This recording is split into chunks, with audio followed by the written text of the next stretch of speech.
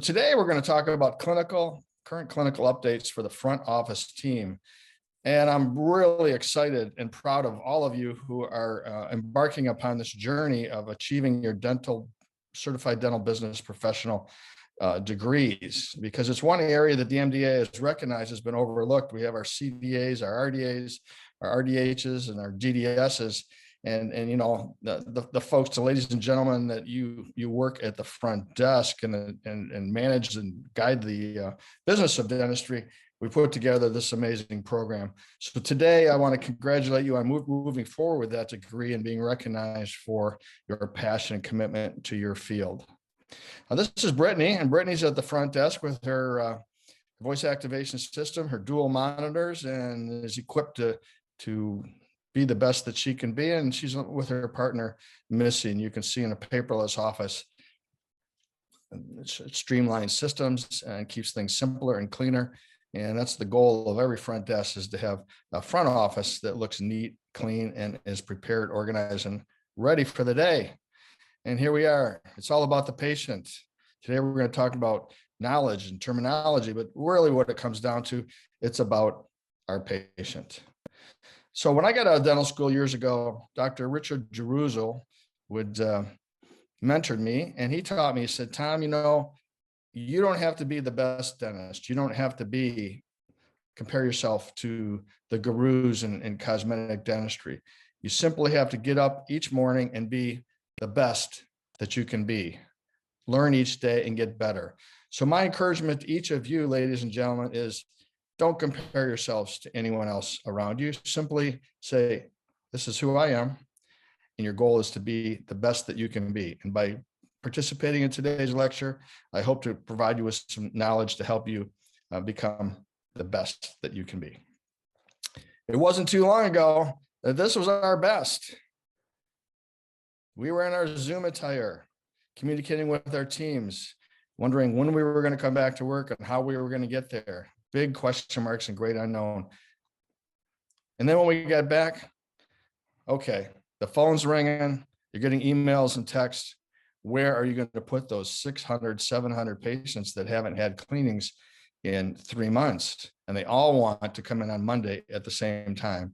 So I want to congratulate all of your scheduling treatment coordinators for working so diligently over the past 2 years to get things up and running and smoothly. It's not the same, it's never the same, but we embrace the change and move forward in a positive direction. So thank you, thank you, thank you, thank you, thank you, thank you.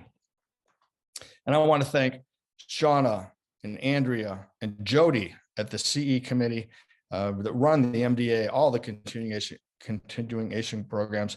And you may not see these folks, but when you go to the meetings, if you see them, say hi, give them a high five, give them a handshake, give them a hug, because all the programs throughout the year and at the MDA annual session and all these online programs are hardworking people behind the scenes.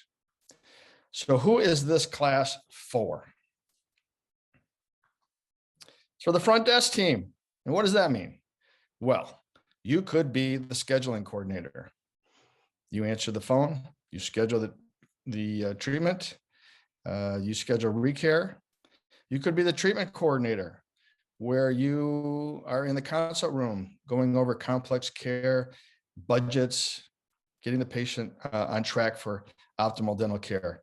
Or you could be the leader of the office manager in a larger office, where you're coordinating the team, coordinating the patients. And so the front desk team, this course is designed for everyone that has anything to do with the business side of dentistry. So what's your vision or purpose? It's important to articulate to you and your team, why do you come to work each day? Why have you persevered through COVID? Why do you drive in the snow on the way to work and there's traffic? Is it the money, the social interaction? Or is there something more meaningful that propels you to be part of a great team? I've come up with a vision statement for an office. Our office is called Changing Lives One Patient at a Time. This is Sue. And Sue came to see us. As you can see, she has a darker smile. and she had bonding. This is bonding, two-colored bonding material was placed over enamel defects or just colorations of her teeth when she was in high school. And over time, they discolored and are unattractive. And Sue did not feel good about her smile. One thing about Sue is she told us that, unfortunately, her 35-year-old husband had a stroke, and he passed away within 2 days of his stroke.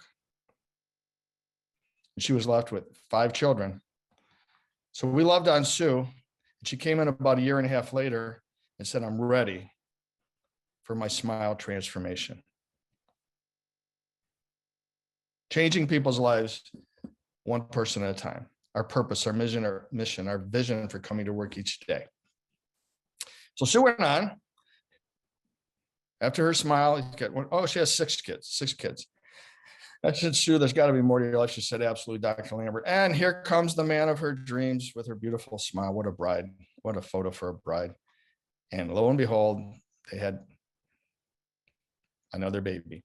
And here they are, a couple years later, Sue with her beautiful smile, changing people's lives one person at a time. Thank you, Sue, for embarking on that journey with us.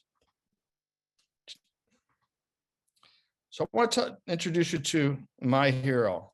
This is my father, Tom Lambert. Tom, same name as me, was head of the FBI in Washington, D.C., truly a leader in his field. And when I was in 6th grade, I gave my dad a paper and I said, Dad, could you critique this for me? And I was a straight A student, so I thought he was going to tell me, well, you put all these new vocabulary words into this paper. This is awesome, Tom. Hand it in. Well, about an hour later, he handed it back to me. Here it is. And 20% of all the words in the paper were crossed out and several complete sentences. And I said, Dad, what's up? And he said, son, if you can communicate the complete message in fewer words with fewer sentences, do it. Simplify your communication style. And I went on with that, and it changed my ability to communicate and speak.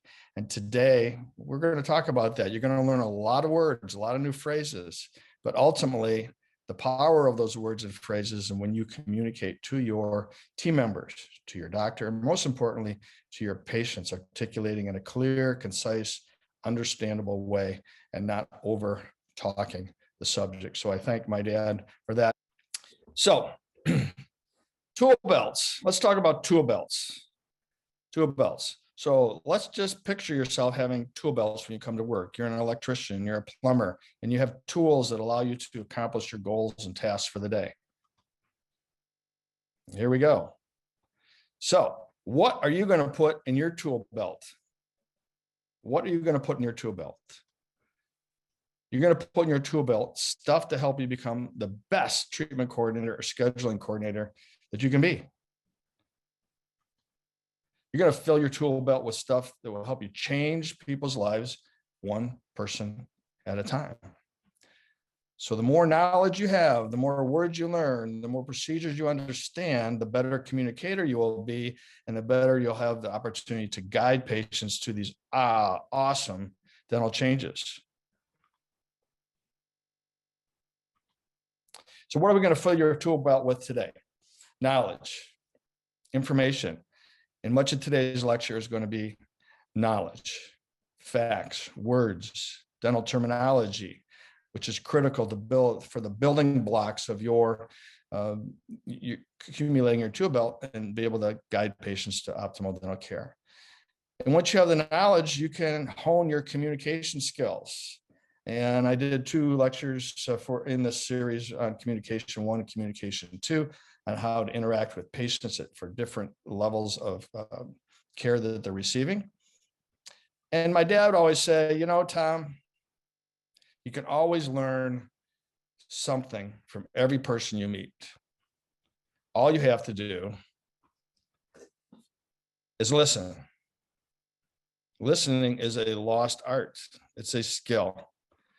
Listen, pause and listen to what other people say, and listen to what your patients say. Have a good ear. And ultimately, have a caring heart for your patient. Because a wise man once said, people don't care how much you know until they know how much you care. So wrap your arms around your patient, not necessarily a physical hug, but wrap your arms around your patient, embrace where they're at in their life, get to know them.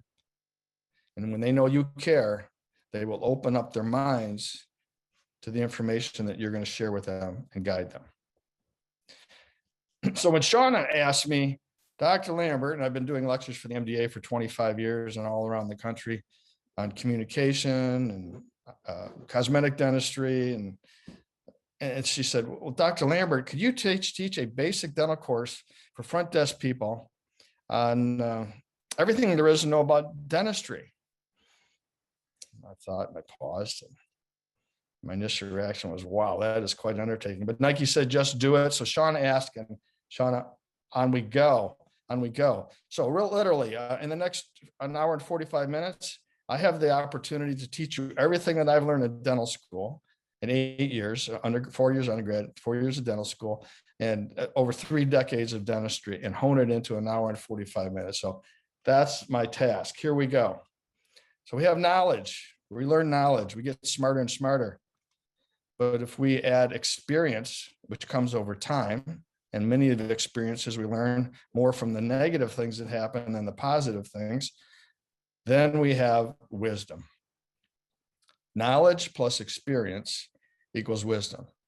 So we have all the clinical knowledge, but we learn what doesn't work and what does work by actually having experience with patients, team members, and our doctor. Wisdom.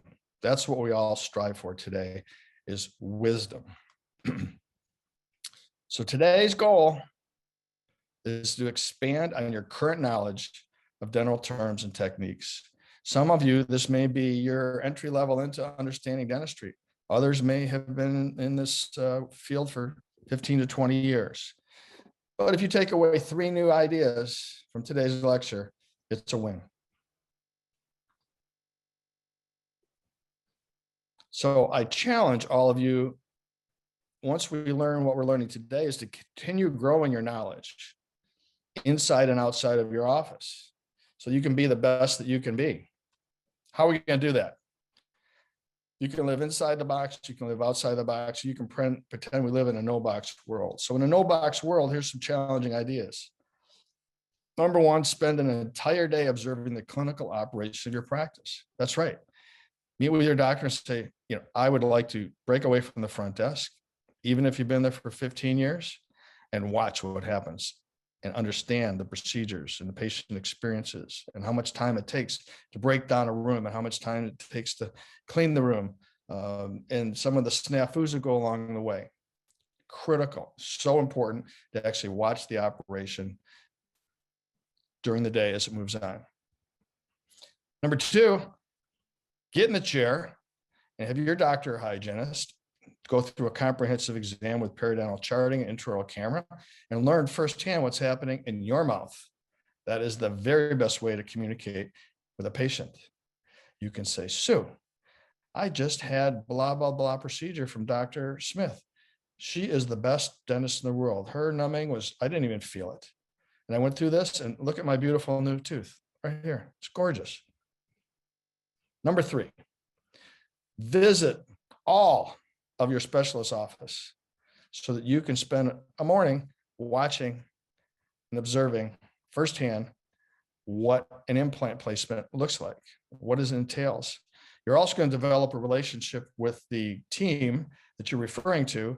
And guess what? When you call up and say, Dr. Jones, I have a very important patient named John, and he needs this procedure. Can you help me? Guess who's going to get that open appointment or get people moved up so you can fit your patients in? Outside the box thinking. So we have to start with the basic building blocks, and that's what's essential. So here we go. You ready for the ride? Dentistry. Definition of dentistry: the diagnosis and treatment of diseases and other conditions that affect the teeth and gums, especially the repair and extraction of teeth and the insertion of replacement ones. Big sentence. I highlighted in red the important parts. What do we do as dentists and team members? We diagnose disease. It's the first thing we do. Patient comes in, we diagnose their problem or their disease. We don't recommend treatment until we've diagnosed the disease process. The diseases that affect the teeth and the gums, and especially the repairing of the teeth with like fillings and crowns, or a tooth that can't be fixed, removal of the tooth. And when the teeth are gone, replacing the missing teeth with removable partial dentures, bridges, or implants. So diagnose, treat teeth and gums, repair. If it can't be repaired, remove. If it's removed, replace. So let's take a look at baby teeth, or what we call primary teeth. So the typical child has an eruption of 20 teeth, 10 on the top or maxillary and 10 on the bottom mandibular. And they erupt over a period from 6 months, the lower central incisor, all the way to 33 months for the upper second molar. So somewhere between 6 months and 33 months is when all the baby teeth have erupted. And then they shed or are lost between the ages of 6 and 12, approximately. Now, the interesting fact is baby teeth come in and there are 20 teeth. And here we go with the permanent arrival chart again. So I encourage you to take photographs, to just take a screenshot or take your camera, boom, so that you can go back and refer to these charts, because you're not going to memorize all this. You can go online and look for it, but I've made it simple. Just take a screenshot of this chart, and it's going to give you a good guideline, because when mom calls and says, you know, this tooth's coming in over here and coming in over there, you have a good idea of what's happening in the mouth. And here the names of the teeth are also included. Central incisors, those are in the front, central. Lateral incisors are on the sides, to the side. Cuspids are the canines. First bicuspids. Bicuspid means 2 cusps. Bicuspid. Second bicuspids, and then molars. And this has, so we'll go on. This is a very common eruption pattern. Lower front teeth, the lower 2 incisors, permanent incisors, come in behind, or lingual. Lingual means on the tongue side of the teeth, and that's a common. And then your dentist will decide whether the baby teeth need to be removed, or if they're loose enough to leave alone. But the good news is normally the tongue will push those teeth forward into the proper position over time. Here's a great chart of the permanent dentition. Permanent.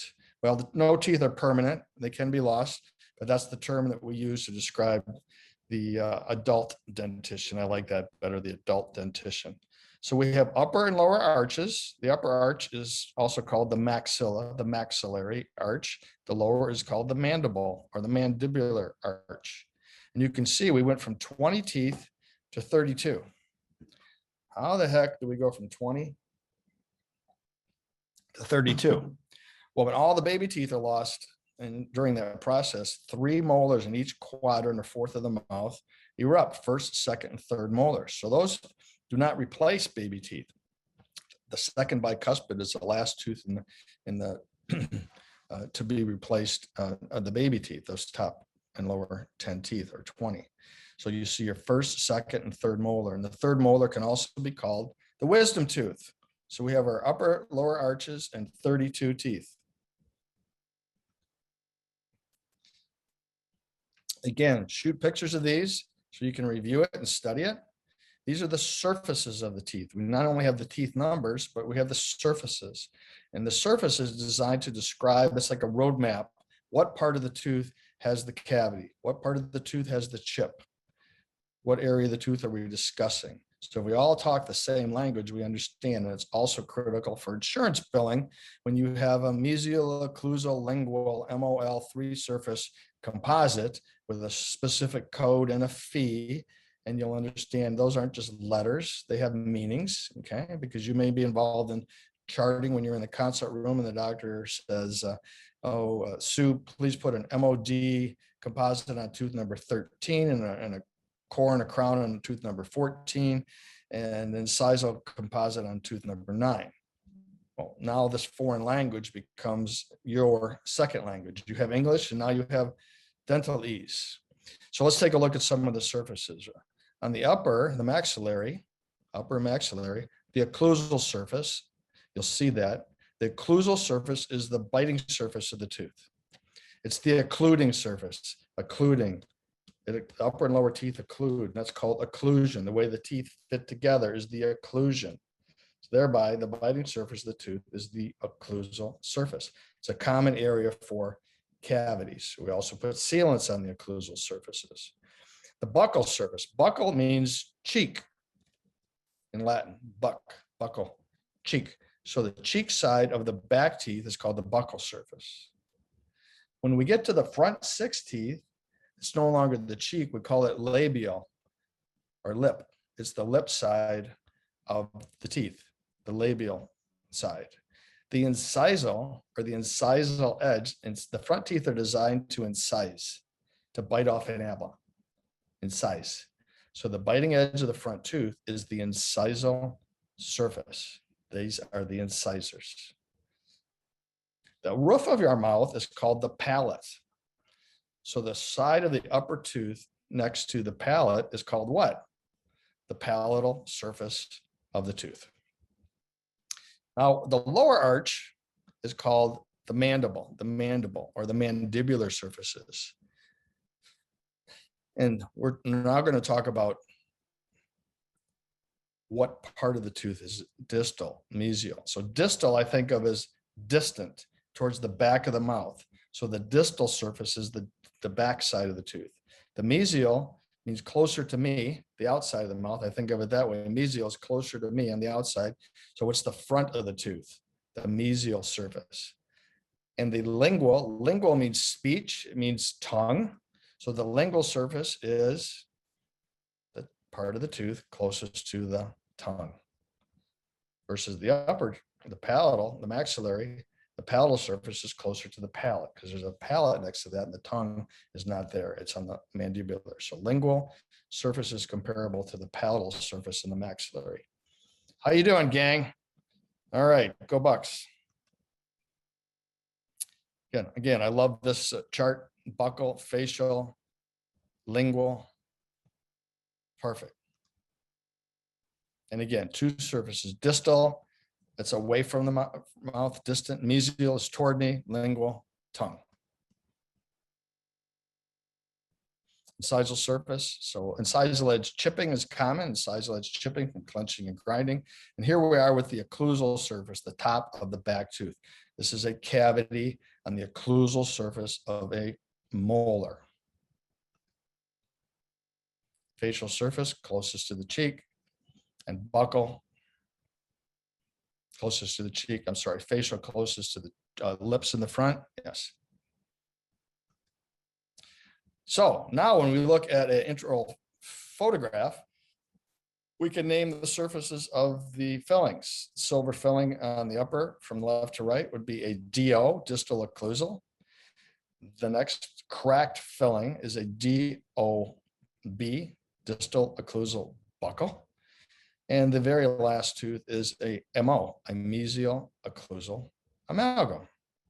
And those have been replaced with composites on the lower, the DO composite, DOB composite, and a MO composite. You can see the power of the words and getting the dental language down. This is so critical for insurance billing, communication. It's the roadmap of dentistry. So let's talk about the anatomy of a tooth.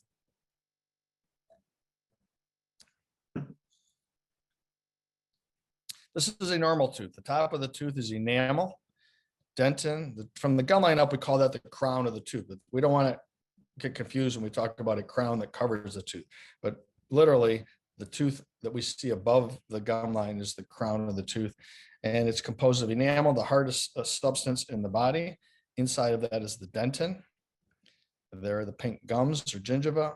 And the inside of the tooth there's a hollow space, and it's filled up with pulp, which is nerves and blood vessels. And the root of the tooth is embedded in jawbone.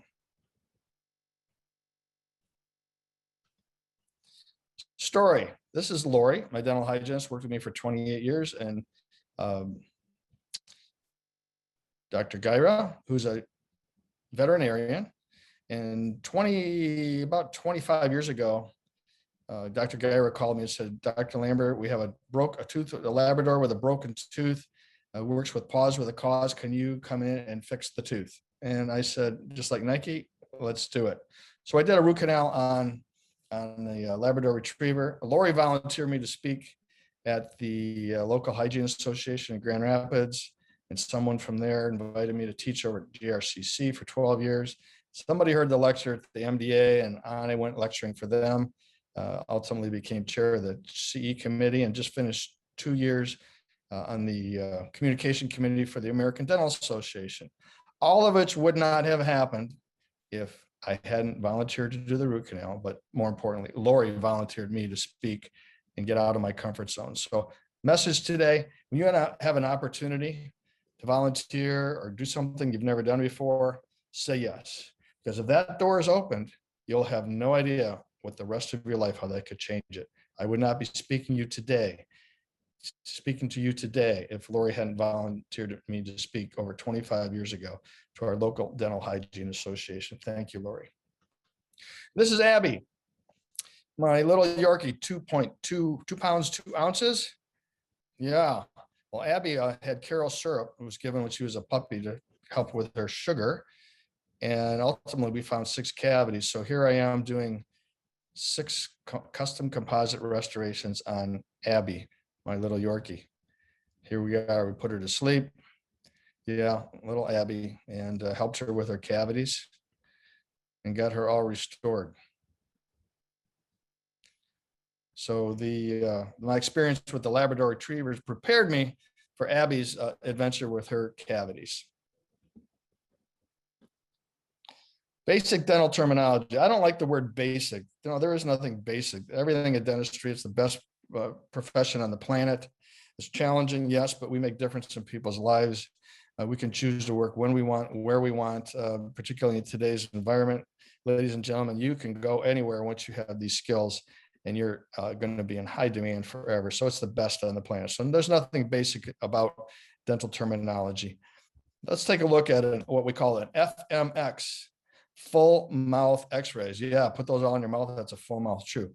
But a full set of x-rays consists usually of 18 to 20 individual x-rays. And it's generally recommended at the patient's first visit to aid in proper diagnosis and treatment planning. So some offices will take an FMX, others will take a panoramic and bite wings, but we need to basically be able to take a look at all the teeth to evaluate for cavities, gum disease, wisdom teeth, oral cancer. This is an FMX.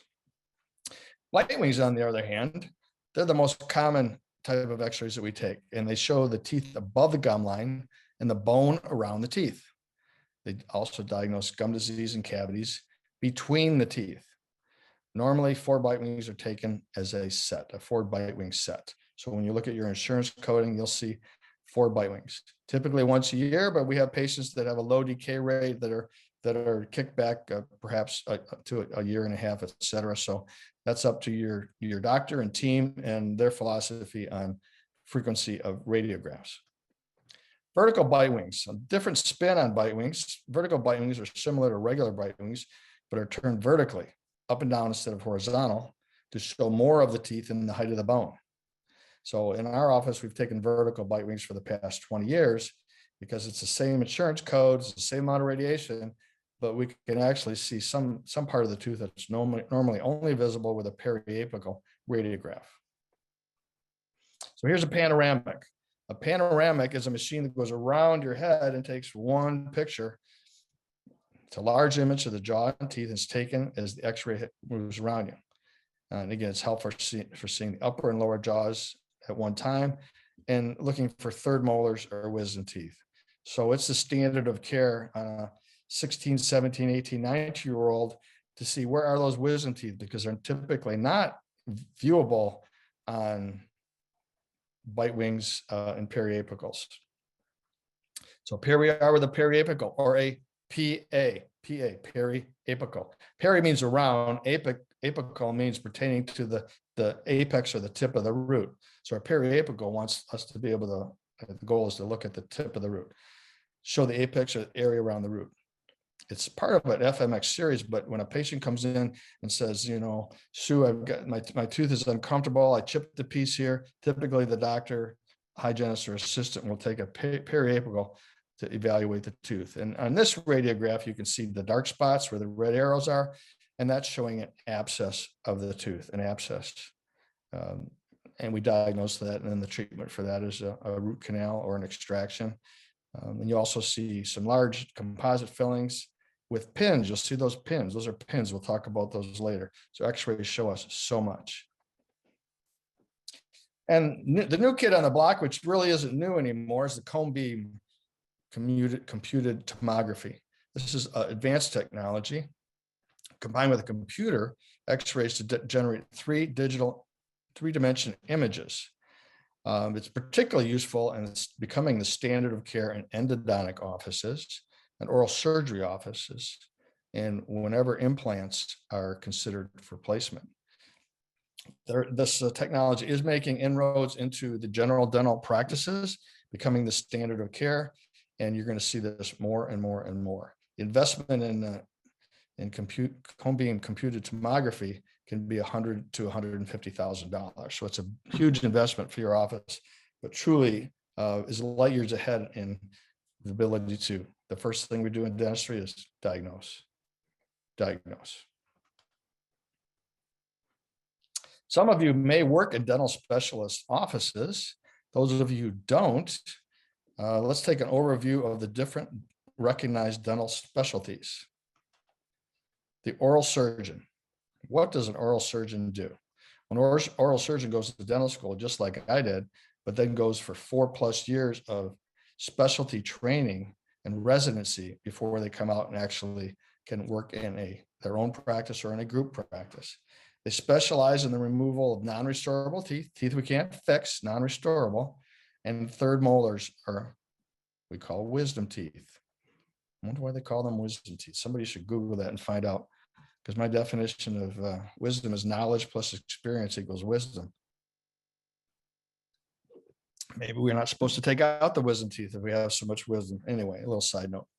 Oral surgeons also perform biopsies, to determine if something is cancerous, tissue is cancerous, and surgeries of the mouth, jaw, and face.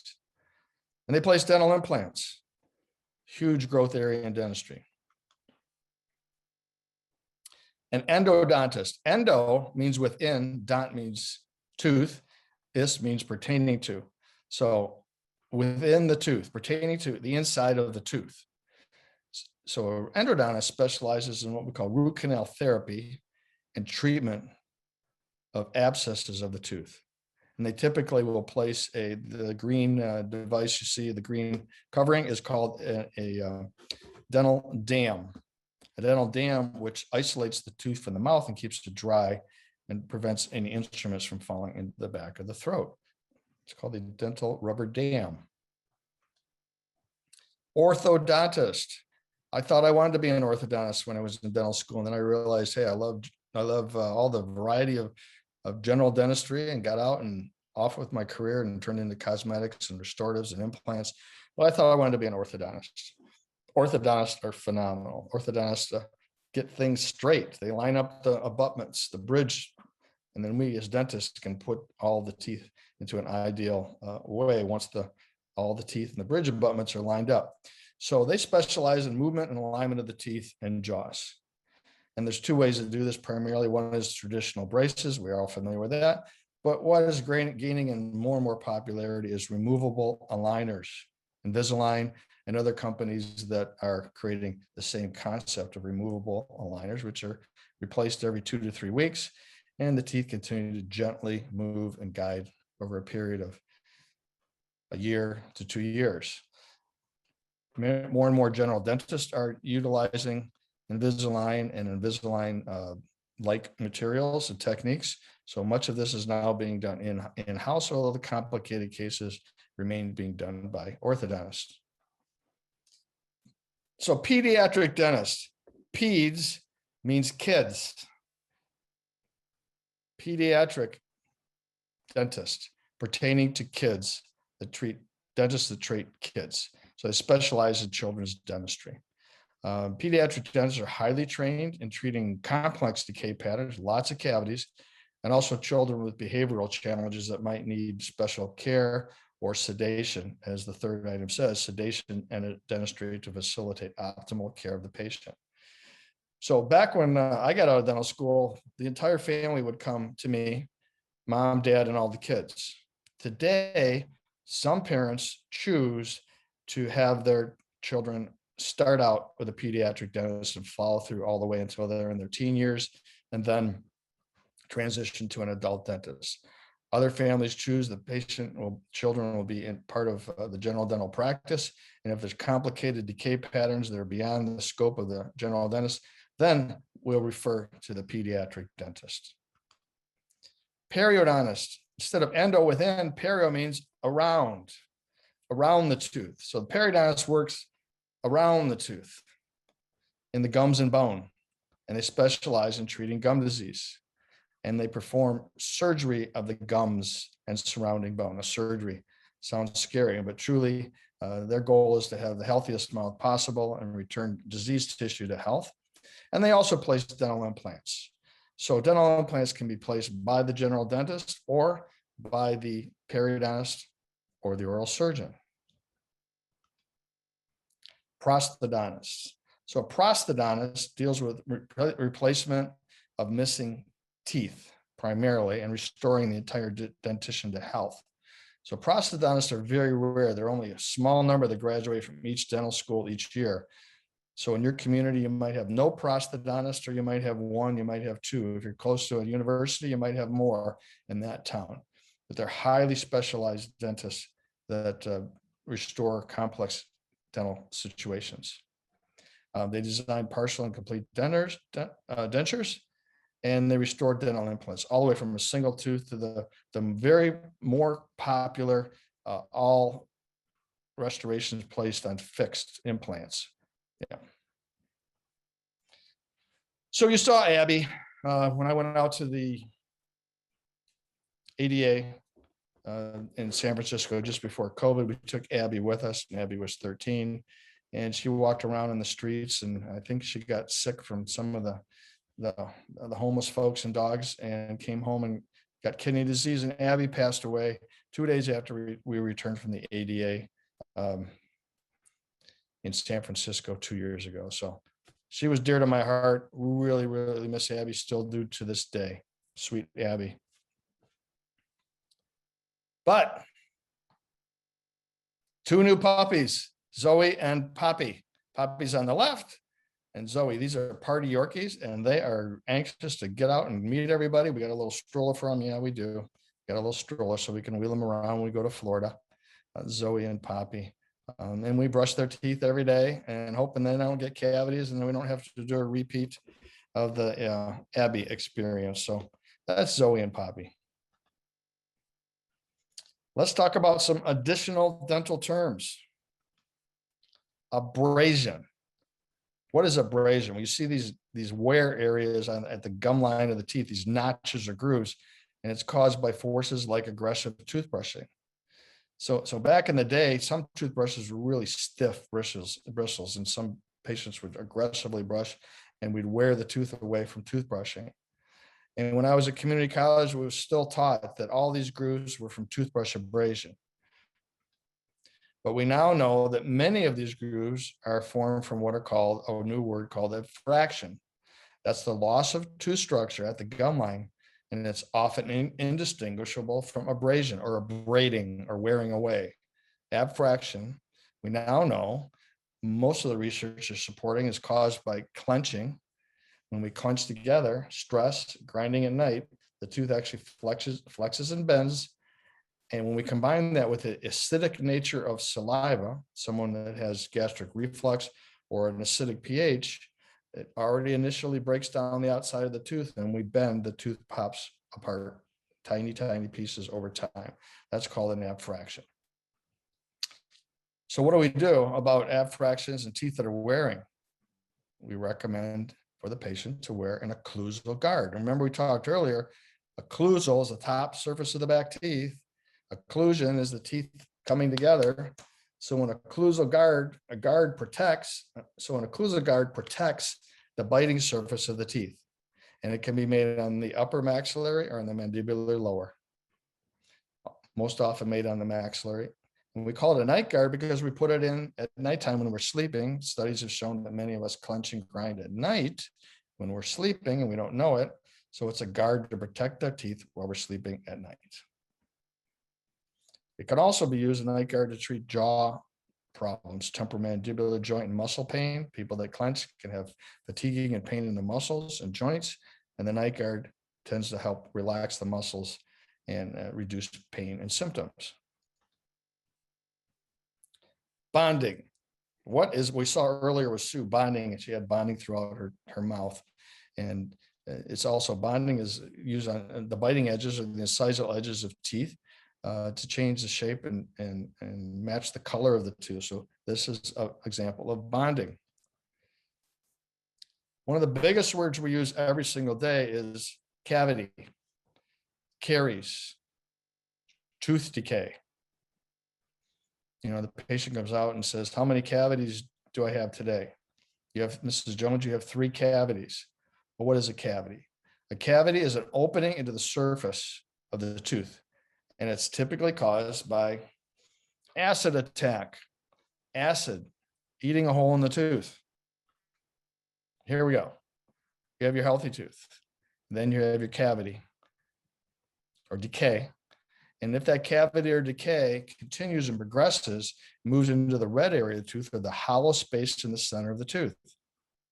That's the nerve space. And if the bacteria enters the nerve space, it infects the nerve space, the nerve starts to die, and the treatment, then we talk about root canal treatment. So sugar plus bacteria equals acid.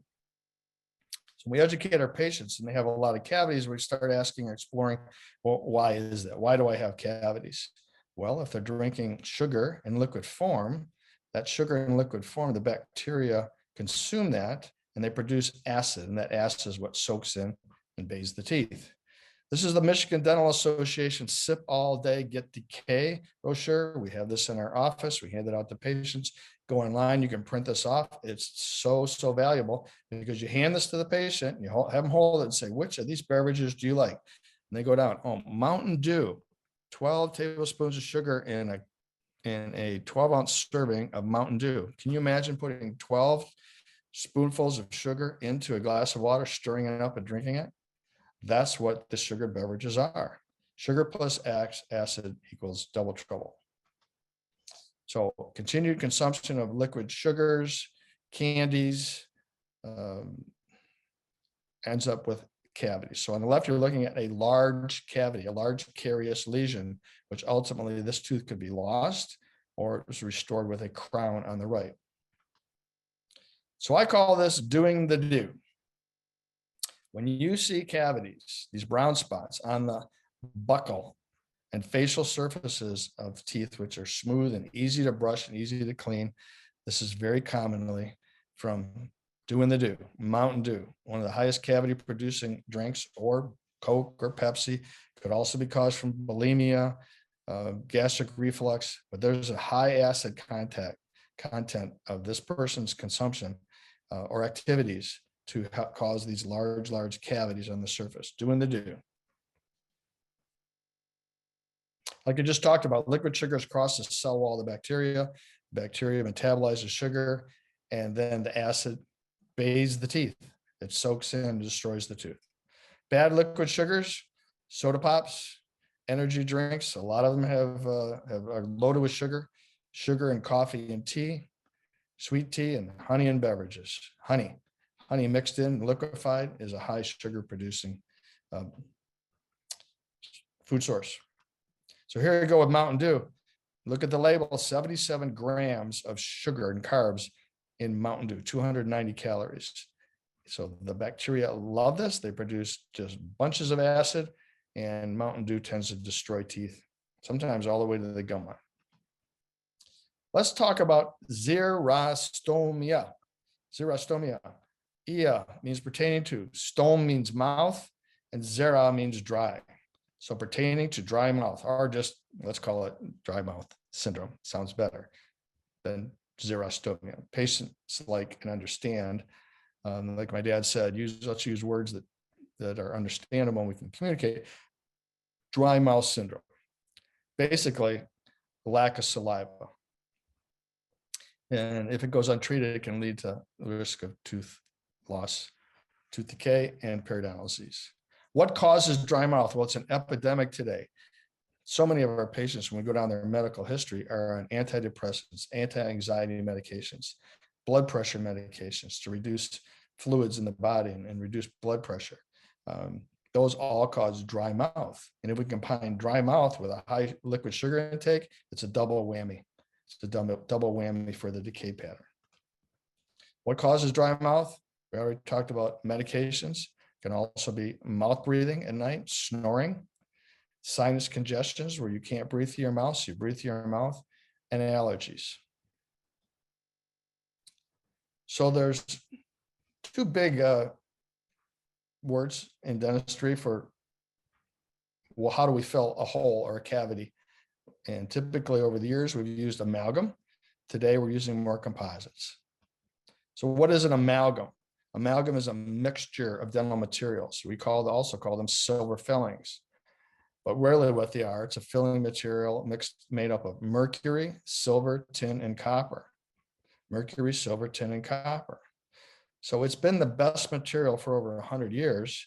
Why? It's easy to place and it's long lasting. So it's a material that when silver is mixed with mercury, comes into a consistency that we can smush it into the tooth, condense it, and then it hardens in a matter of minutes. So it's easy to use, easy to place. Disadvantages, doesn't look so good. Doesn't look like a real tooth. And there is a history of health controversies regarding amalgam, although mostly unproven, and it does remain an accepted standard of care material from the American Dental Association. However, it's being phased out and being replaced by composites. So that whole health controversy is kind of going by the wayside because we're using composites more and more. So you can see the difference between a silver filling, amalgam filling, dark versus tooth-colored, beautiful, aesthetic composite fillings, which are match the tooth. We have multiple shades so that we can custom match the composite restoration to the color of the tooth that's in the mouth. Advantages, here we go. They're natural looking. And we eliminate that entire metal mercury concern. Disadvantages of composites, they're more costly and they're more challenging to place, and it takes more time to place than smushing the filling in with a silver filling, smoothing it out, and making this simplified. But a composite is placed in multiple layers, cured with a curing light over time. It takes 2 to 3 times longer to place a composite filling. So what is a crown? We talked about crown describes the top of the tooth, but it's also a restoration that replaces the majority of the tooth, usually due to a large cavity or fracture. And I like to call a crown a helmet for the tooth. The helmet for the tooth. Fillings are within the tooth. And when there isn't much tooth left and it can't hold up the biting forces, we cover the entire tooth up with a helmet, and the patients understand that we're going to put a helmet on top of your tooth to hold everything together. So when you close and clench and grind and chew food, the tooth will stay together. There's several types. One is a gold crown, the precious metal. You've heard of precious, non-precious, semi-precious. Well, gold crowns are typically precious metal. They're durable. You might look in a patient's mouth and they had a crown put in 40 years ago and a back molar is still there. However, it's the least aesthetic of all crown materials, but is still used in dentistry today. Porcelain fused to metal crowns, PFMs. Porcelain fused to metal, PFM crown. It's been the workhorse crown since I got out of dental school. It has good aesthetics and strength. It has a metal inside layer for strength, and the porcelain is bonded to the outside. Porcelain fused to metal, porcelain bonded to metal. Disadvantages of PFM crowns are clear. There can be a dark line with the gum line because of the metal show through from the metal underneath the crown. Also, porcelain fracture can occur and the porcelain can wear over time. Today, we have zirconium crowns, and they're milled out of a single block of zirconium, milled. And the wonderful thing is zirconium crowns have strength and beauty. And the gum tissue loves zirconium crowns. They're biocompatible. It's almost like bacteria slough off the edge of the zirconium versus the porosity in the PFMs. The bacteria tended to adhere to that and to that metal edge, causing inflammation in the gum. So zirconium crowns, beautiful technology. You can see the difference. PFM and porcelain fused and the zirconium crowns on the bottom. Another material is lithium disilicate, which is used for crowns and veneers. And there are more materials than this. I'm highlighting the two most popular. Lithium disilicate. It's a glass-like ceramic, and it has natural translucency and very lifelike characteristics. Absolutely beautiful restorations. So, patient might call on the phone and say, does Dr. Smith do veneers? And you aren't sure because Dr. Smith does a lot of crowns, maybe does a few veneers. Let's take a look at the difference. So dental veneers, I'll read this, are thin tooth colored that are attached, bonded to the front surface of the tooth to improve aesthetics. So they're thin, like in a ladies, you may have an acrylic nail that's bonded over the top of your nail. Similar to that, okay? Your doctor is going to determine whether veneers or crowns are the best restorative material for your patient based on his or her experience and understanding the problems with the teeth. Sometimes veneers, if they have a super clencher, that they can chip and break and crack veneers and they can come off. And sometimes crowns are stronger, but that's up to your doctor or dentist to determine. So, pretty important question. Why do teeth get extracted or pulled? Why does your doctor remove a tooth, or why do we refer a tooth to the oral surgeon to be removed? Because the tooth typically is not fixable. It's not fixable, or what we call non-restorable restorations. There's nothing we can do to save the tooth. Why? Here's an example. The tooth is fractured or broken. Fractured is a good word for broken, but you can use broken with your patients. It's cracked. Another word, it's cracked right down the middle. So it's not fixable. There's no way for us to put this tooth back together. So we refer to have that tooth extracted or removed. Another example of a tooth that cannot be saved, it's badly decayed, it's rotted. This person may drink all kinds of sugar beverages and sugar in their coffee, and it's rotted all the way to the gum lines, decayed to the gum lines. So it's not fixable. There's no tooth left for us to build up and put a filling or a crown on the tooth.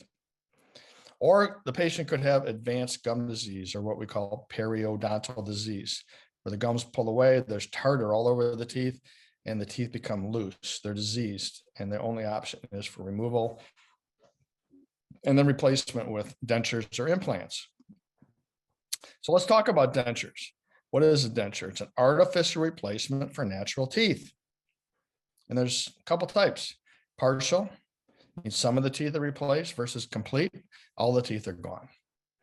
Fixed means fixed, it stays in, it doesn't come out, versus removable, like a partial denture comes in and out. So partial denture replaces missing teeth adjacent to remaining natural teeth. It's removal. So these are pictures of partial dentures, removable partial dentures.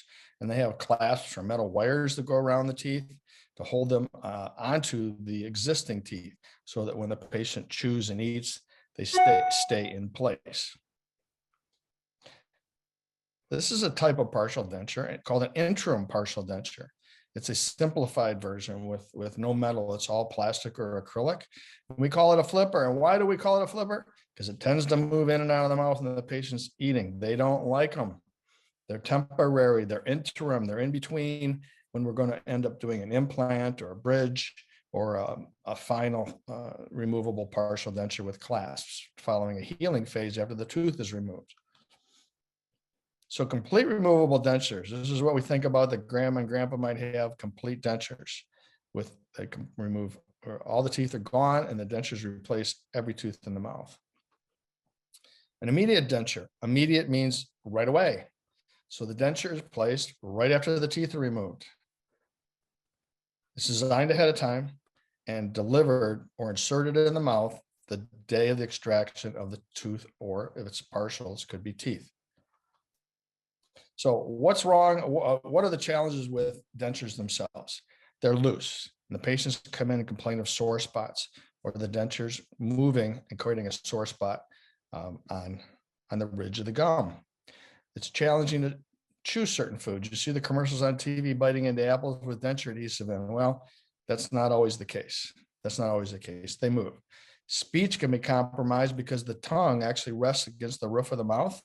And now you have plastic separating the roof of the mouth from the tongue, which compromises the amount of space in the mouth and can change speech patterns. And then they often, you see someone at a family gathering or in the grocery store, and something's not right with that smile. It doesn't look natural. And it's likely that you're looking at someone that's wearing dentures. And isn't that interesting? They're wearing dentures. Fixed prosthetics. Fixed means stays in place. They're retained by natural teeth or implants and not removable. And two examples of that are fixed bridge work and dental implants. So let's take a look at what a fixed bridge work means. It consists of what I'd say is a crown on the abutment or anchor tooth, which are connected by replacement teeth or ponics. So let's take a look at that. I created this schematic for us, labeled it fixed bridge work. You have the abutment, which anchors over the top of an existing tooth, which has to be reshaped, and a ponic, which is the tooth in between. So this is a 3-unit bridge. There's 3 teeth involved. If it was a 4-unit bridge, it could have 2 abutments and 2 ponics. It could have 3 abutments and 1 ponic if we anchored it to 2 teeth. Fixed bridge work. It's important when you do bridge work, you'll see the codes for billing and submitting to insurance. A dental implant is a dental device which is surgically placed in the jawbone upon which the replacement teeth are anchored. And I love this implant. This is a happy guy, happy implants, no bridge work. We don't have to drill down or reshape or polish the teeth behind and in front of, or mesial or distal to the missing tooth. We place the implant in surgically and a crown is placed on top. Implants. So let's look at the parts and pieces of an implant. The dental implant is the part, the gray area, which is embedded in the bone. The abutment is the part of the implant which sticks up out of the implant into the mouth, which holds the implant crown on top of the abutment. And today, we historically would glue that crown on, but today crowns are more and more screw retained, where there's an opening in the crown, top of it, and the crown is screwed over the top onto the implant. The advantage of that is there's no cement. When cementable crowns, we found that the cement can leak around the crown and cause peri-implantitis, which is a disease around the implant, which can cause bone loss around the implant and potentially loss of the entire implant. So screw retained crowns are becoming more and more commonplace. So let's take a look at Marty's story.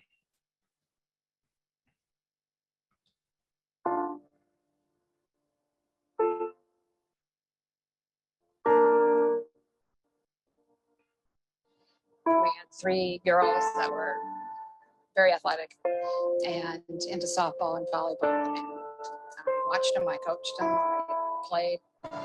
So that's my hobby. I've had acid reflux for 10, 15, 20 years. And then But in the meantime, I had a lot of dental problems with my teeth. They were cracking and, you know, general things, fillings, root canals, bridges, and all that. It was because I was throwing up acid, pure acid, every night for years. It was almost like they were working against each other, my body or my stomach issues and my teeth. With it like disintegrating, there's like sharp edges, and of course, you know, the looks. And I did notice that I wasn't smiling as much. And I think day to day, the biggest problem I had was that it causes decay, bacteria. They had told me that that kind of stuff in the mouth affects every single organ in your body.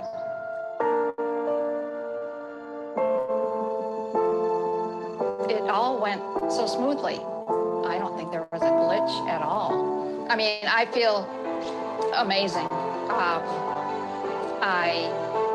I feel healthy for the first time in literally years.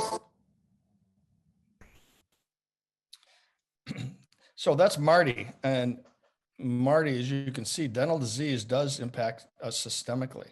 She had gastric reflux, acid erosion of her teeth, and it was affecting her entire gastrointestinal system. And when she had her teeth removed, she relayed to us that she's a healthy, happy person today.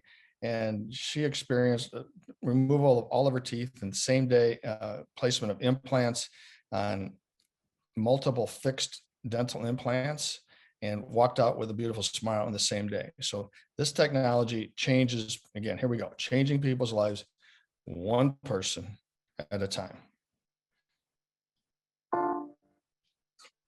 This is another young man that came to see us, and he did the do. This is Mountain Dew destruction of teeth all the way to the gum line. So his teeth are non-restorable, not fixable.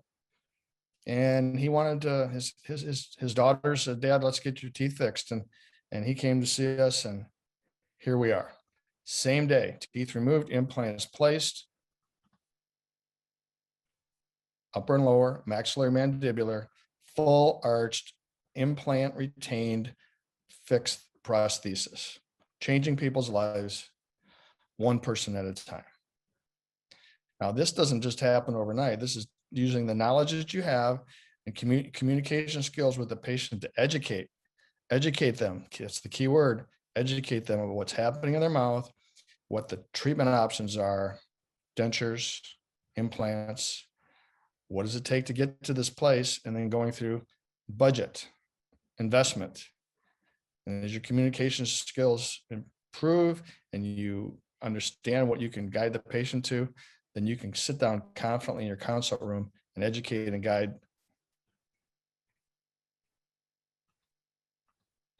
Changing people's lives one person at a time.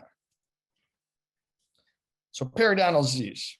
It's an inflammatory disease of the areas surrounding the tooth, including the gum tissues and bone. Inflammation, that's a hot word in medicine today in dentistry, inflammation. Inflammation in the mouth transfers to inflammation in the body and can increase the risk of heart disease, strokes, and Alzheimer's disease. Here we go. Gum disease has been linked to heart disease, strokes, and Alzheimer's disease. And bacteria in the mouth actually enter the bloodstream and associate with inflammation. This is an awesome chart. If you look at it, you'll see on the lower left, Mayo Clinic, people with gum disease are twice as likely to die from heart disease and 3 times as likely to die from a stroke. There's a connection being made between Alzheimer's disease on the upper right, some types of cancers, rheumatoid arthritis, and the research is going on and on and on, linking the bacteria in the mouth, causing inflammation in the organs and the arteries of the body, causing systemic disease. So bottom line is take care of your mouth and gums like your life depended upon it, and communicate that to your patients. Now they have a purpose and a reason for moving forward and investing in healthy gums, healthy teeth, great looking smile.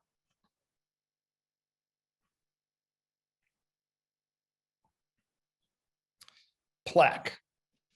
You hear about this in commercials all the time. Crest, Oral-B, plaque. toothpaste removing plaque. Plaque is a sticky substance composed of bacteria that accumulates on the teeth. And when we were in elementary school, we just chew these disclosing tablets and we could see. Or maybe when we were children, we did it in the dental office. And then we brush our teeth and see what's left where we're missing. So the red area shows plaque. Now, plaque, untreated over time, calcifies and turns into a hard deposit called calculus. Now, calculus is a math course. So if we tell a patient you have calculus on your teeth, they're going to think we're talking silliness. Tartar. Tartar is what the common term for calculus is. Tartar reducing toothpaste, tartar. So you can see that when the tartar is removed, the calculus is removed, what a difference it makes. So the diagnosis of periodontal disease occurs with periodontal charting and radiographs. And all of you at the front desk have seen periodontal charts and the digital chart for the patients. We'll send this in for insurance billing for certain types of treatments. So it'll show pocket depths as well as bleeding points and sometimes bone loss. So what we're looking for is pocket depths that are greater than 3 millimeters. That's a sign of gum disease. And bleeding is a sign of gum disease. And what I explain to every patient that has bleeding gums and they're holding a mirror in front is that healthy gums do not bleed. Healthy gums do not bleed. If you have bleeding gums, that means you have gum disease. Gum disease is linked to heart disease, strokes. That's the motivating factor to move towards healthy mouth, what they do at home and what they do in your office. So the instrument that you're seeing is called the periodontal probe. Now, I don't know about you, but if I'm laying in the chair and the doctor says, I'm going to his or her assistant, I want like the periodontal probe. Well, I don't know. I don't want the periodontal probe. I don't want sticking that sharp thing in between my tooth and gum, and that's what some patients think. So I call this the dental ruler. That sounds a whole lot more likable to me. We're going to use a dental ruler to measure the space between your tooth and gum. And you can see on the left a 3 millimeter pocket. That's healthy and normal. On the right side, 5 millimeters. So the deeper the pocket, the harder it is to clean out the bacteria from between the tooth and gum with your toothbrush and dental floss. And the gum becomes inflamed or reddened, and eventually the bone dissolves away between the tooth and gum. You can see on the right, bone loss. And if you lose enough bone, it's like having a fence post buried in dirt. If you dig away most of the dirt and more of the post is above the ground, the post becomes loose and you can remove the post from the ground. Your tooth is the same way. If the bone dissolves away from around the tooth far enough, the tooth becomes loose and is removed from the mouth.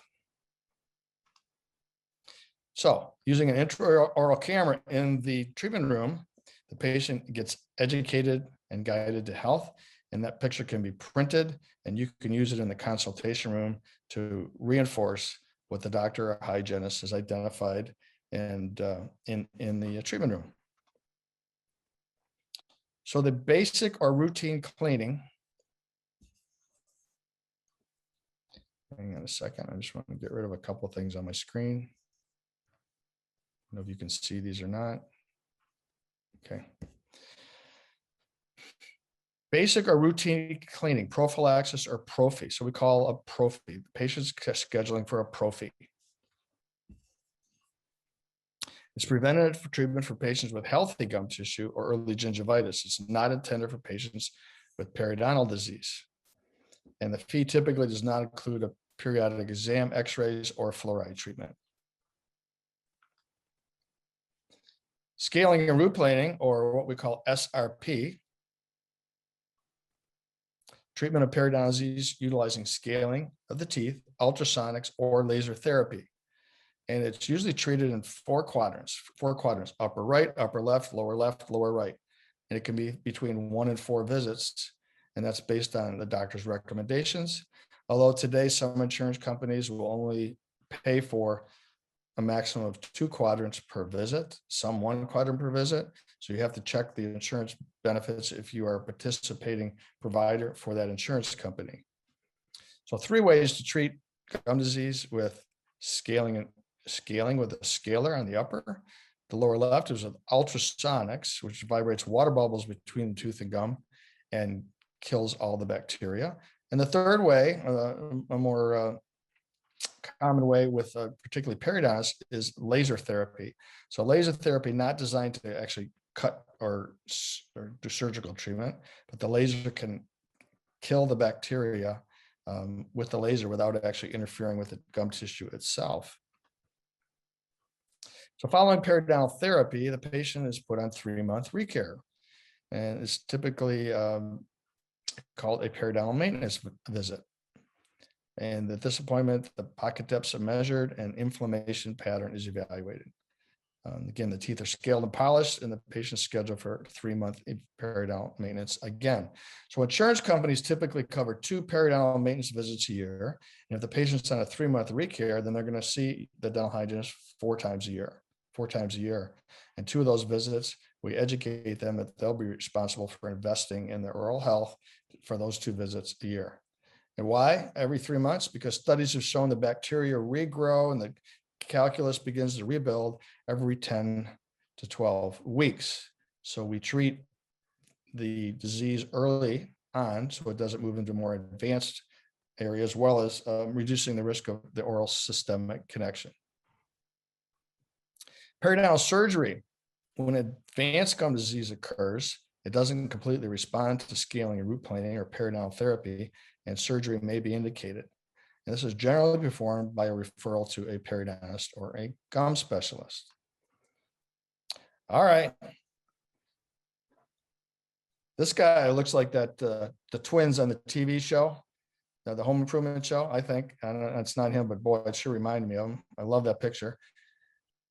The word root canal with a patient exudes horror, trauma.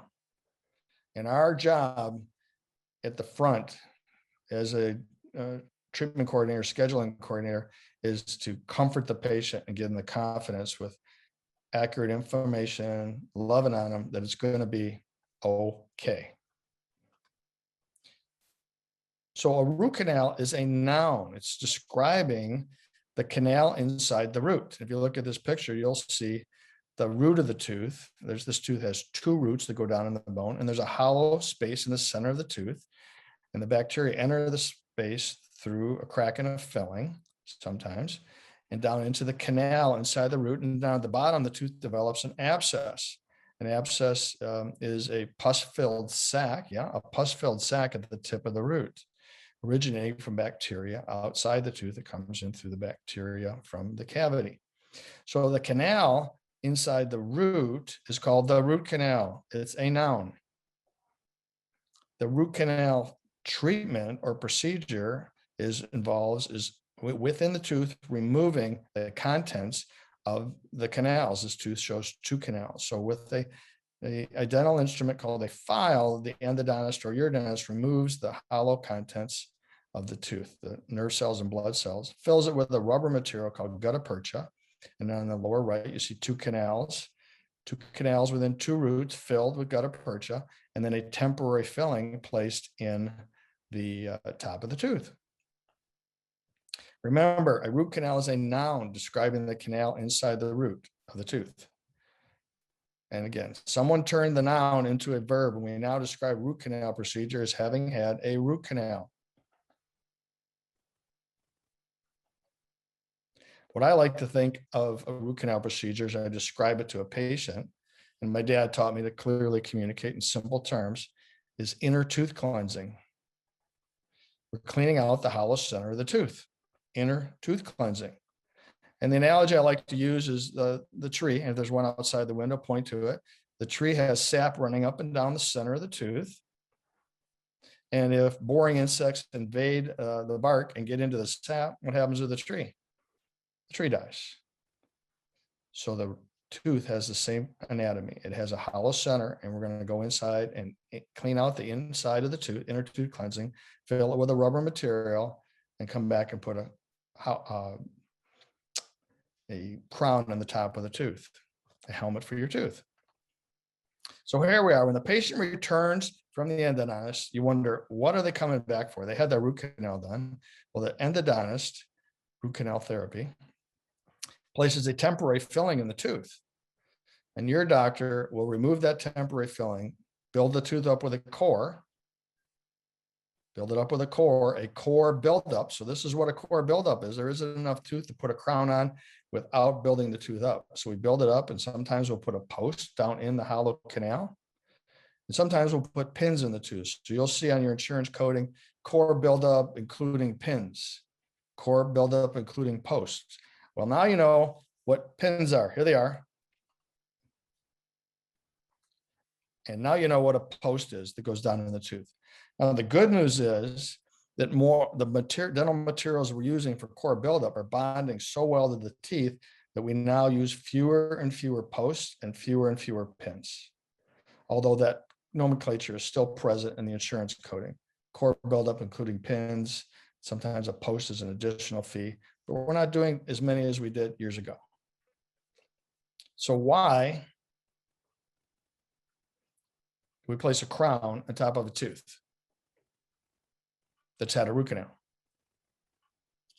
Why? Because the tooth becomes brittle after root canal therapy and more likely to fracture or split, like that early picture I showed you where the tooth split down the middle.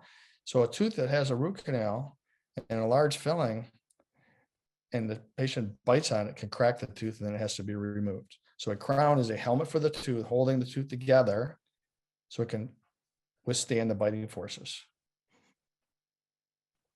So what are full arch fixed implant restorations? Well, we just showed you the video and the pictures. Multiple implants, full arch of replacement teeth, phenomenal. So let's talk about bleaching or whitening, two words that are used interchangeably today. And so many patients have whitened their teeth, some haven't, they want to know about it, and you are the best resource. You are the expert in all things dental. Whitening is generally done with some type of peroxide, and patients can actually shift from yellow teeth to whiter teeth. And what whitening is actually removing some of the yellow pigment from the tooth so the tooth appears to be whiter.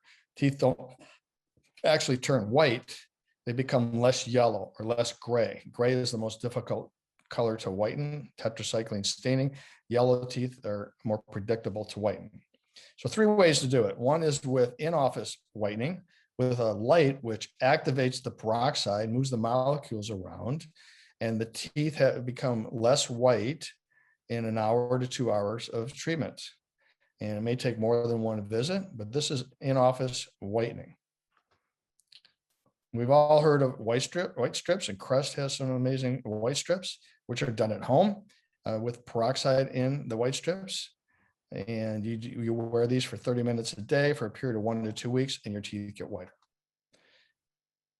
And something we've done for over 25 years is custom trays from impressions made in the dental office. And then the peroxide gel is placed in, and you wear the trays for a half hour to an hour every day for 1 to 2 weeks. There are systems that are available now that are not custom trays, but they're available that have generic fitting trays, and patients can buy them in the outside the office as well. We always encourage patients to invest with in-office products which have been tested, so we know that the pH is relatively neutral. When they buy any of this over the counter, we don't know what the material is. It's not regulated by the FDA. It's considered cosmetic, not a drug or a pharmaceutical. And that's why you educate them to always use products that you've tested and are available in your dental office. So technology, it is a changing. We all know. First and foremost, your office should be paperless. If not, moving in that direction and having a timeline, a target to have computers in every treatment room and have paper charts, a thing of the past, down in the basement, never touched again. In order to have that, we have computers, we have digital scanners, we have digital x-rays and shredding. So the scanner on the lower left is designed if a doctor sends you traditional x-rays or papers, you scan it and digitize it and put it in your chart. And those x-rays and papers then get shredded at your shredder, which is available right in your front office area. And then the digital x-rays have really revolutionized dentistry and propelled the ability to have paperless office at the front desk, paperless. And why do we want to be paperless? Simplify. Our lives are so complicated. The phone is ringing. There are patients with COVID. There are cancellations. Simplify. When we have digital records, we can attach digital x-rays and photos for insurance billing. We can outsource patient statements electronically, so you're not mucking up the front desk with all of these paper statements that you're licking the envelopes and mailing them out yourself. We can communicate with specialists with encrypted email, sending digital x-rays, intraoral images, and stress. We reduce team stress, and we all need that, reducing team stress. So digital, streamlining your office. Some of the technology, the intraoral camera, one in every room to take intraoral images to educate the patient, print them off, they take home to show their spouse, attach them to insurance claims. And the patient comes back and says, boy, that tooth's uncomfortable and it didn't hurt when I came in. And you can pull up an intraoral picture showing this large cavity near the nerve of the tooth. Wow. Now they're educated, they understand, and they're ready. Digital radiographs, there's 3 options, ScanX, phosphorus plates, intraoral sensors, and then we have, again, some of the new digital full arch scanning systems. And then cavity detection systems. How do we know there's a cavity on the top of the tooth? There's a multitude of new technologies to help us decide and diagnose dental disease. So this is back long ago when I started practice in downtown Grand Rapids. I had one of the first intraoral cameras. And back then there was no HIPAA. So this was put in the Grand Rapids Press, talking about this new technology. Fast forward 20 some years, here I am, same technology, monitors in the room, cameras in every room, to educate and guide patients with the intraoral camera. This is an example of one of the intraoral cameras. This is Digital Doc, and it's phenomenal. And there are a multitude of cameras that are coming down in price, and every office should have an intraoral camera in every treatment room. Why? Educate and guide. So we take a picture, and now that you're getting your dental terminology down, we're looking at the upper and lower right quadrants, upper right quadrant and lower right quadrant. A couple of things we see, that upper arrow right is called recession. The gum is pulling away from the tooth, or receding. The gum is receding. On the lower left, we see a tooth tipping mesially. Mesially. The molar is tipping towards the front of the mouth, towards me, mesially. And there's a slight tipping of the premolar, the bicuspid, distally.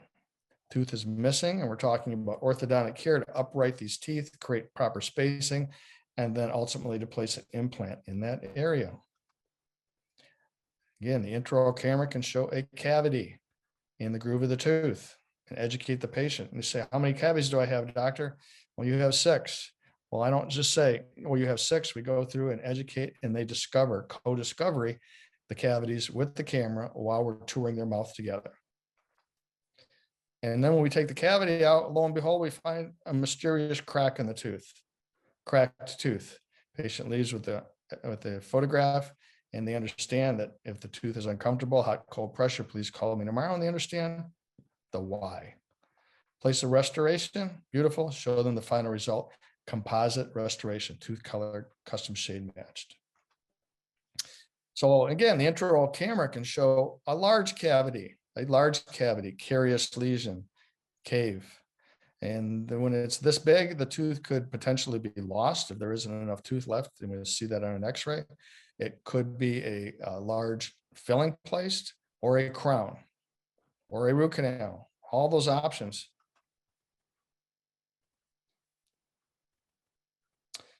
So digital scanning, the time is now. Why? Digital scanning, now we're talking about scanning the mouth to create restorations. It's comfortable. We get extraordinary clinical results. there's no lab pickup. So with traditional impressions for crowns, etc., the lab has to come and pick up a box, and then we wait, and it takes longer time, and patients love it. So let's take a look. CEREC is one of the examples of intraoral, and we can scan to do implants. And here's one of my patients, Ida, and one of the main reasons for digital scanning is comfort. And Ida had throat surgery and a variety of problems, which precluded her from having impressions in her mouth. Last November, I had a tandem surgery, it was back surgery, and my thyroid removed, along with several tumors. As a result of this surgery and the instruments I inserted in my mouth, my front tooth broke off, also a bottom tooth broke. After discussing this with Dr. Lambert and waiting the necessary amount of time to heal from surgery, I had to come in here, and Dr. Lambert assessed it, said he did not want to take a normal impression, that wouldn't be safe for me. So he used the highest technology I've ever seen, with cameras and a scan, and created my smile again with my tooth. It was ironic because last night, one of my grandsons asked me why I laugh and smile now with my hand over my mouth. And it made me a little teary-eyed last night and again today, because I told him my tooth is gone, and he asked me if I was going to get it back, and I said, getting it back tomorrow. So here's my tooth. And what did he say about your voice, Ida? He asked me if I would ever get my voice back, and I said, as soon as I have my procedure, my surgery to repair my vocal cord, and that's coming up next week. So I have a tooth, and hopefully I'll have a smile and a voice. You look beautiful, Ida. Thank you. You're welcome. So changing people's lives one person at a time, and technology, digital scanning has truly changed our ability to do phenomenal care in a comfortable fashion.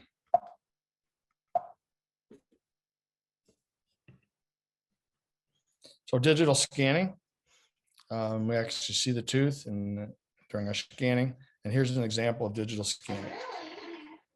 Hello, Michelle, Karen. Hello. Yeah, could you tell us what we're doing this morning with Becky? Today we are doing digital impression scan for Becky. Who's a lingual too.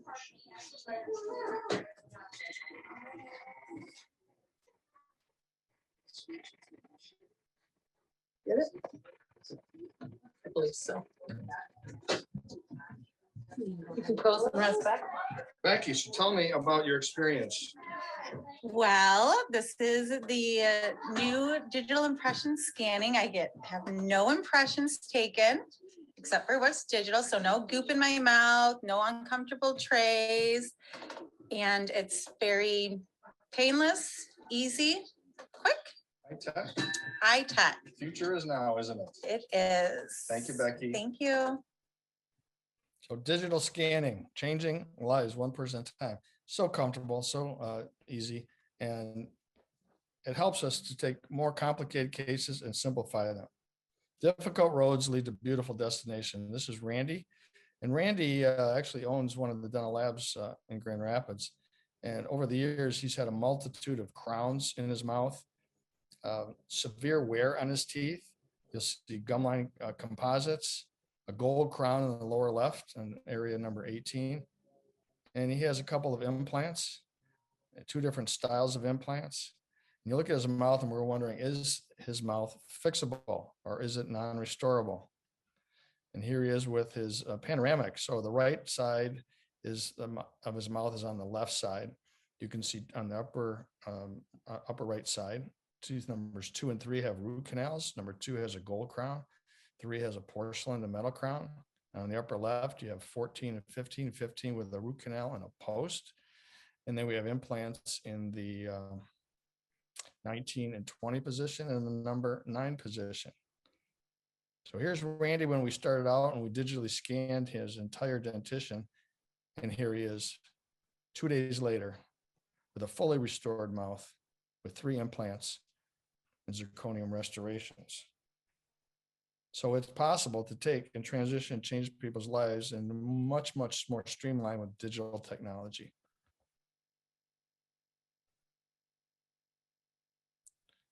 So let's talk about bite splints, occlusal guards. Again, clenching is an epidemic, and it's an epidemic largely due to stress, COVID times, stress of business, family stress. It's bite splints are also used to treat myofascial pain, headaches, and worn teeth. So here's an example of worn teeth. Sometimes people don't even know their teeth are worn, so we put the intraoral camera in and they'll see the thinning, and that motivates them to wear a bite splint, or what I call a helmet for your teeth. A crown is a helmet for the tooth. A bite splint is a helmet for all of the teeth. And here's one of our patients. She's happy. She had all of her restorations done. She's going to protect them now with a bite splint. Early on, we talked about tool belts. What are you going to put in your tool belt?